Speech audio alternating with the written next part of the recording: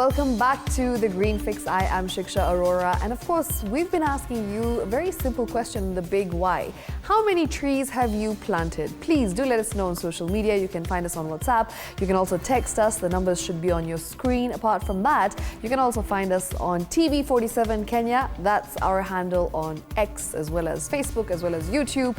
You can also find me, that's at Shiksha Aurora, if you would like to message me and tell me how many trees you've proudly planted. I would absolutely love to know.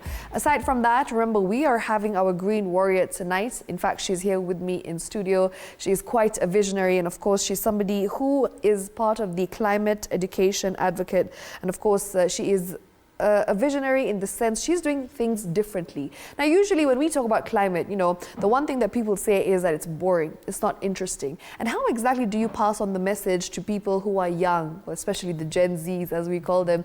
And of course, now there's a generation Beta, and it goes on and on and on. So we're going to talk about how we create awareness, how we get them to understand what climate change is, and of course, get them to be advocates as well, and try and do their bit. So speaking of which, let's get directly to her. Her name is Bilha Luseka. I hope I said her name right this time round. 1 minute though. All right, so let's take a look at today's Green Warrior.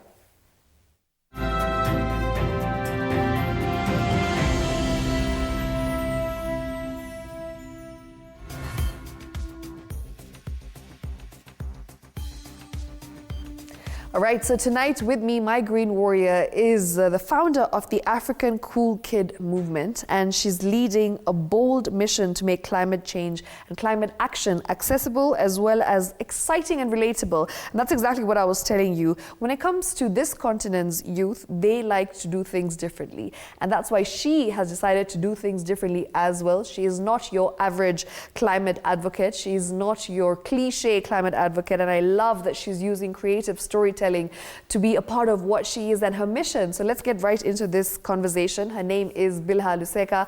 Welcome to Green Fix, and we're happy to host you. Thank you so much. I'm excited to be here. Likewise as well. So, you know, I'm just looking at your biography, and it's so impressive to see how you're doing things differently. You're very unique. You know, you're trying to make climate action, climate advocacy much more relatable, much more interesting. And I absolutely love that. So maybe you can tell us more about what you do.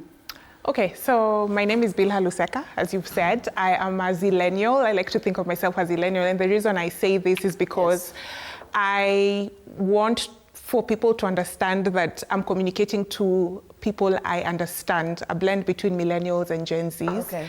I'm a creative storyteller. My background is actually in TV. I used to be on the other side of the screen Wow. for a very long time, and a climate education advocate. I tackle climate education through creative storytelling.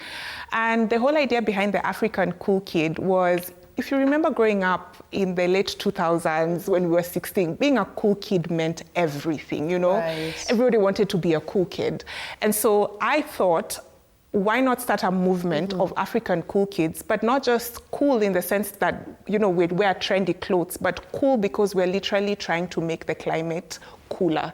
Okay. So again, engaging and relatable to young people, a name that young people can understand and engage with, so that we can just start making climate conversations a lot more relatable. And I like to use very interesting creative visuals to pass this message across and to kind of have these climate conversations.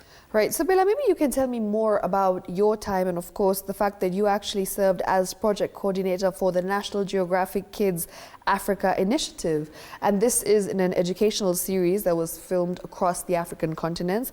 And you know, the purpose, the sole purpose of this was to educate and empower children and also to foster the love for conservation. So how was that experience? And for you, why was that so important, especially when it comes to targeting kids in specific?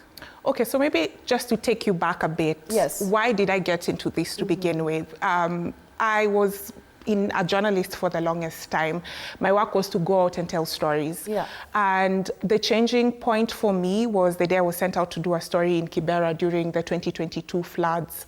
And we went onto the ground, and as usual, you pitch up your camera, you ask and interview people, and you ask them what happened here last night. Oh, I'm so sorry.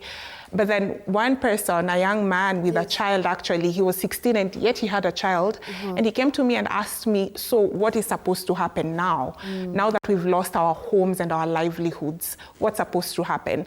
And I thought to myself, you know what, I can't just tell stories anymore. I need to dig deeper.